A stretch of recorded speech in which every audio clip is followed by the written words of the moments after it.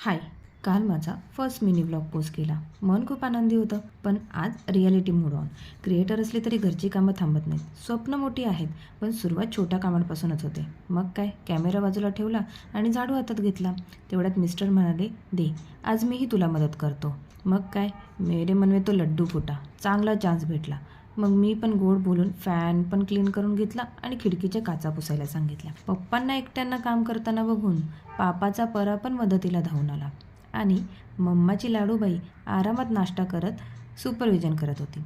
मी पण लगेच किचनमध्ये गेली आणि फ्रीजवरील पसारा बाजूला करून क्लीन करायला सुरुवात केली.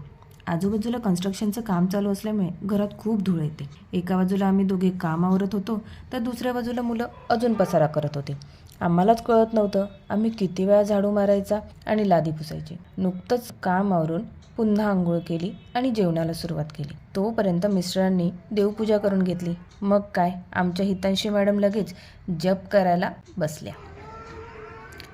तेवढ्यात मिस्टरांना एक फोन आला आणि डोअरबेल वाजली. बघतो तर काय, हितांशी आणि हिताची स्कूल फ्रेंड आली होती.